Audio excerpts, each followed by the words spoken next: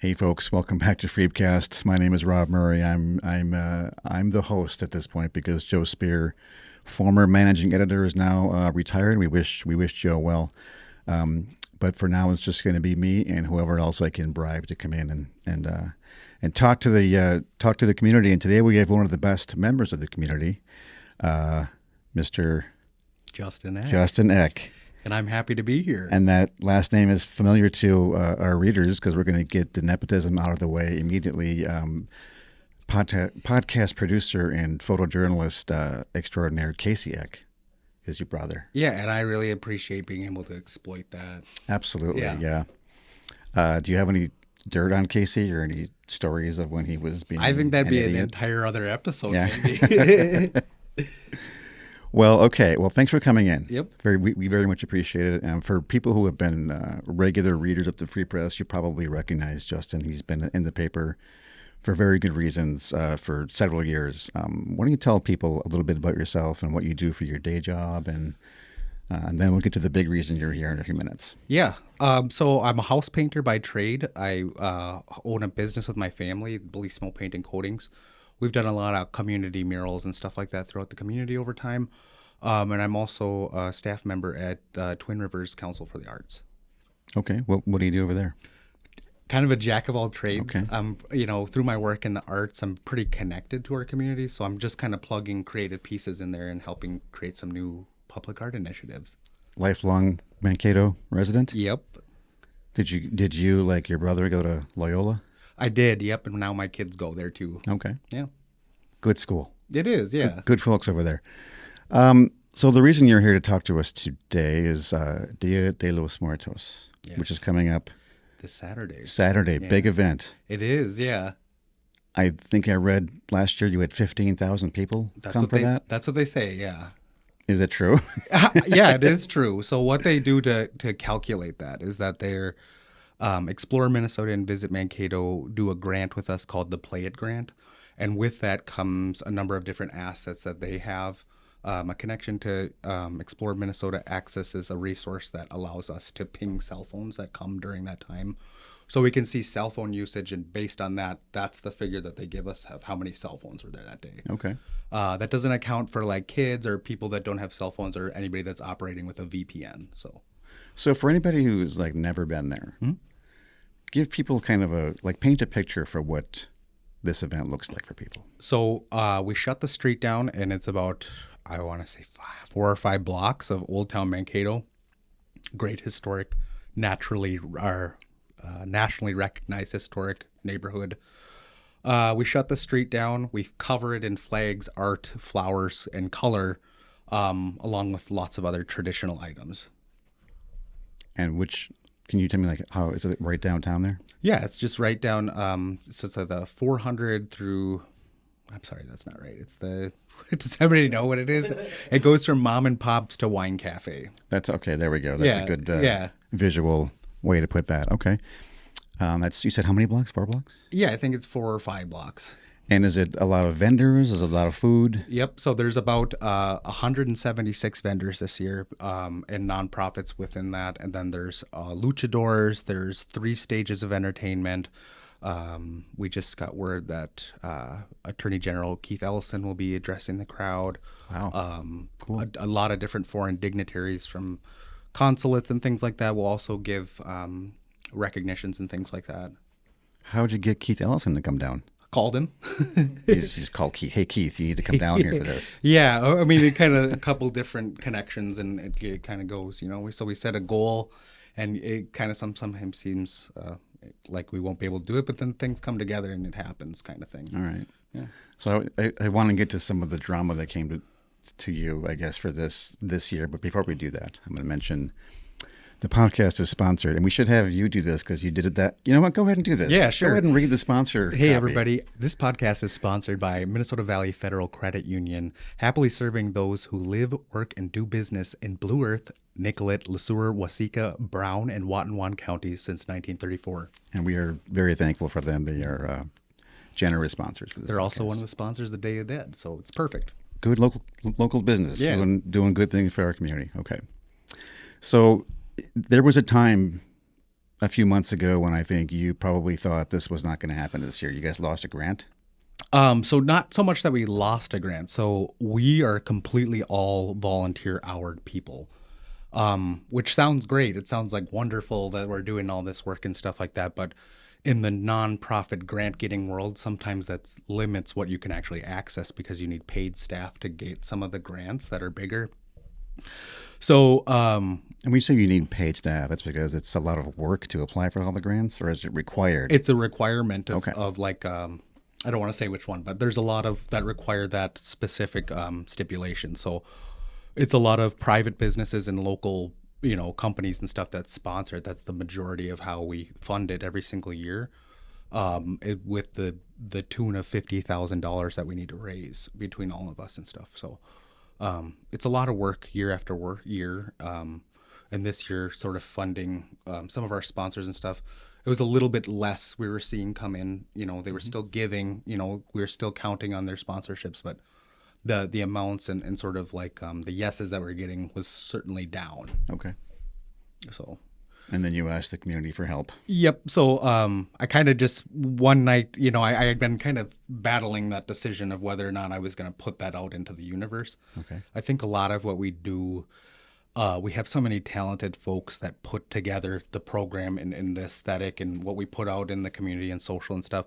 I don't think people realize that we were not maybe financially stable. And so because everything looks so sharp and polished and things like that. So I was just like, the best thing to do is maybe just to speak the truth about this and just kind of put it out and see if the stress that I'm under is worth it to the community and kind of gauge from there what to do next. And if there's no taste for it in our community, then who is it really for if we're pushing it forward? So I put that little message out that we had a shortfall, and it was very immediate, the support that started to flood in for that locally and otherwise. It kind of blew up from there. Well, you must have had some idea that it was an event that was really, yeah, people liked it. I mean, 15,000 people don't come because it's not a good event. Yeah, absolutely. And it's just sometimes when you're in it, it just feels it starts to feel very daunting, and it just starts to feel like you kind of reevaluate what you're doing, kind of thing. So that was kind of where I got to a point of real, genuine, raw. I need to put an organic, truthful message out and see what comes back. And in faith, I really believe that this would really, pay off to ask the community for this support. Tell me about some of the things people said to you when you put that call out. A lot of people spoke about how it's one of the most important days in the year for them and their family locally. Lots and lots of people that I didn't know personally messaging and sending me emails and even letters and cards to say that this has been something that they've gripped onto through their grief, and that it's just really been a beacon of light for them. And it just like puts goosebumps on my arms now talking about like the impact that it has on other families and stuff like that. Just can't say enough about how that refilled my tank to hear those things and to get that feedback and stuff like that. Was there a point when you put the call out for help and then you saw some of that support coming in? Was there a point when you thought, oh, this is going to happen now? We're going to have the support we need. This is going to happen again for this community. I mean, like within a week, it was like the tables had completely flipped, and so we were probably about halfway to our goal. And then within a week, we had met our fundraising goal, and then it's continued to rise since then. It's just been a lot of surreal moments of like, wow, this is just really like and it feels like a huge responsibility that I have to maintain, and make good on the faith that the community's put into that. So was I accurate in saying that there was a time when this maybe wasn't going to happen this year? So it wouldn't have happened the same. We would have operated with half the budget, so it would have looked very different. And from there, I don't know if we would have been able to stand back up and do it again. So this would have been maybe the swan song of it, from that moment of just having that, I don't want to say half-assed, but like we had half the money and there's a lot that goes into it, and it's You can say half-assed. okay. There's no rules here. You can All say whatever you right. want. Yeah. So yeah, I just didn't, and that's not what, we've really tried so hard to improve the guest experience every single year and have it really top notch as much as we can. So it didn't feel great to go into this year with half as much as we would be able to do. Okay. So yeah, having that flip was just so surreal. And you had some. I read Denny Dotson was a Yeah. big player in that. Denny's a great guy. I've known Denny for a while. He's does not surprise me that he came through with some help for you guys. Yeah, that was really inspiring to get those. And he said that that's the easy part is just to give that and that, but I was like, well, I don't really think so. But yeah. you need people like that to do the easy part. Yes, absolutely. And we all can't do the easy part. Yeah. He can. Yeah. So you mentioned that there's you heard from people for whom this is a really special event. What about this event is special for you? Well, I'm a guess- creative and an artist and a cultural artist. So for me, it's really an anchor for me to be able to continue to dive and learn about my culture and the cultural arts that go into it, and just continue to expand my knowledge and have a platform to have a reason to dive and dive and dive and dive. So that has a huge worth to me to be able to dive into that and have a reason to do. I mean, not more than just I have personally, but to have a mission and a a mission to do that. It feels really good. What have you heard from the Hispanic community? Have they responded well to Yes. this day every year? Yeah. So just so many people giving us gifts and things like that for doing the work. They'll come up to us and hand us, effects and things like that that really mean a lot to them, donating time and things like that, and just telling us how important it is for that representation. And just during some of this times of kind of unrest and separation that we're kind of experiencing here, that they're so glad that it's still happening and that it's really just a beacon of light and hope amongst things that maybe don't feel so great. For folks who don't maybe know the history, and that includes myself, can you tell me a little bit about what Dia de los Muertos Yeah, so is? It's a celebration that goes in Mexico and other places in Latin America, can start from the 27th of October and go until November 3rd. There's many different regions that celebrate it a little bit different, so that can look a little bit different. Each day represents a different people or groups of people that have been lost. So the first day on the 27th is animals, followed by innocents like children or people that were lost in maybe like a stillbirth or something like that. So each day is dedicated to kind of different parts of your family that, generationally and stuff like that. So that's kind of the reason, or like the sort of the framework of it. And then it's a celebration to call back your spirits, your loved ones. You build an altar that has effects of your loved ones. So if you lost a child, you'd maybe put up their favorite toys, maybe some of their favorite snacks. Those joyous memories and those joyous aromas of those favorite foods, they recall the spirit and call it back to your altar. There's a lot of different lore in the background, and I love to tell the histories of these stories and things like that. Like the monarch leads the spirits back to the altar. The florals, the cempasúchil, the marigold flowers, the aromas of that call back. There's many different elements that stack into this really rich tradition, and we try to hit on as much of that educationally as we can. But the point in the main mission of the day is just to bring tremendous joy to everybody that comes. And also to bring a boon of economic stimulus to our community of Mankato. Really put us on the map, let others in the region know that Mankato is a place that embraces culture, that has this amazing endeavor that happens, and all these different businesses that invest specifically into something like this. Have you been able to? You said you mentioned there's technology where you can use cell phone pings or whatever to see who is there or how many are there. Can you also tell where they're coming from? Yes. So we go as far as like North Dakota, South Dakota. Many of our vendors are from Iowa and different states and stuff like that. So it shows pretty good demographics of who's coming. Doesn't get in too deep of their profiles and stuff like that, But you're pulling from a wide geographic area, it sounds yeah, like. Okay. yeah. So the vendors, what kind of vendors do you have at this event? Yeah, so anything from very traditional Latino vendors that have craft goods that are traditional, some imported from Mexico and things like that, and then just regional artists that are in this area that you might, recognize in a lot of ways at different craft fairs or farmers markets that you go to around this area. Definitely going to be a big amount of people that you'll recognize there, but vendors coming in from the cities and things like that. So there's just a huge variety. It is juried, so you're not going to see 50 3D printing artists or 50 niche things. So it's juried. There's a very high quality of artists and vendors that come to this.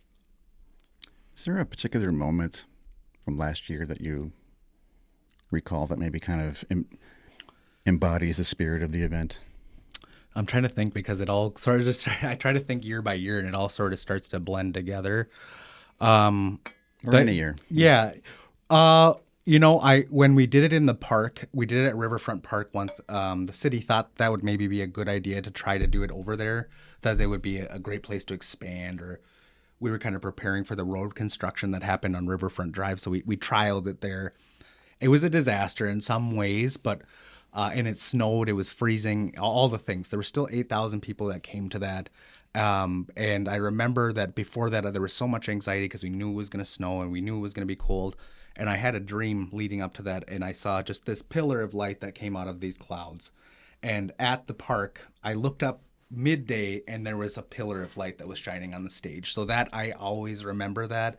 And that's what I think of as the event, is this pillar of light that we could all use right now.